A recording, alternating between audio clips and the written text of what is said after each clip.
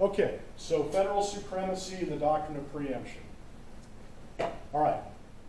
From that, again, federal law will always override state law. Now, this idea of preemption, higher law, lower law, we also have this same concept within a state, like the state of Oregon, for example.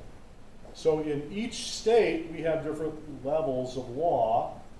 We have a constitution within the state, and then we have law created by the legislature, which is called statutory. We have administrative law, and we have other types of law on down the line. So we also have a poker game going on, not just with federal law, but within state law.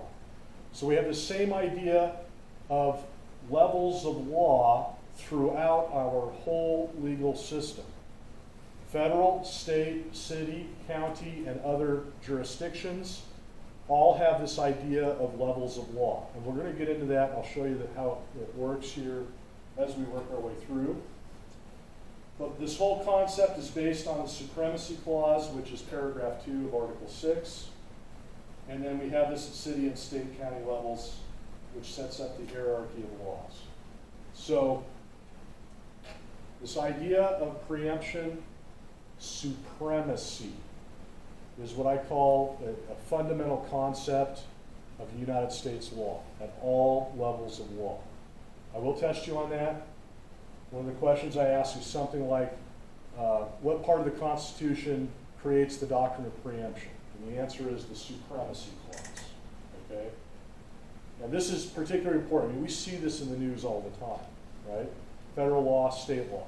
Which one's going to control the conflict between federal law and state law in all kinds of areas. And so the idea being that federal law will always override state law if they conflict. All right, minimum wage again. So let's say a state has a minimum wage of $12 an hour. Federal law is $7.25 an hour. Isn't that a conflict? Yeah, they don't agree with each other. But that's legal. Why is that legal? Not the other way around. Federal law says $7.25 an hour. A state law has minimum wage of $12 an hour. Why is that okay? As opposed to, let's say, state law had $7.25 an hour and federal law had $12 an hour minimum. What's the difference? Federal law, again, establishes that baseline, right? So a state can go above, that is, give you more rights, or whatever you want to call it, a higher minimum wage. That's fine. That doesn't take away from your federal rights. So the idea of federal law is supremacy.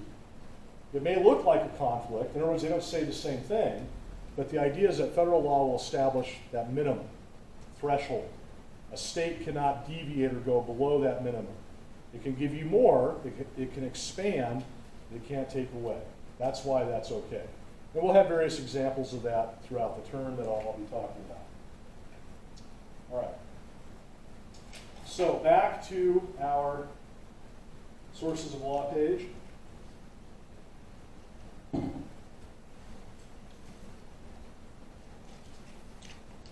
right, so we have federal law and state law. So now let's start working our way through the various types of law that we have, starting at the top with our royal flush, and that is the United States Constitution.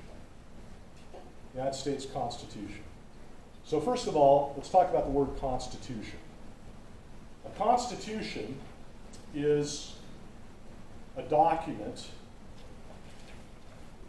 and the purpose of a constitutional type document is to be the source or creative document that is the basic foundation for an organization, a government, or whatever.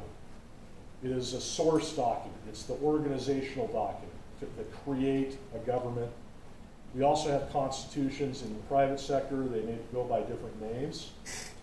So like, for example, in a corporation, we have bylaws. The bylaws are the constitutional document for a corporation. Other types of constitutional type documents may be called a city charter.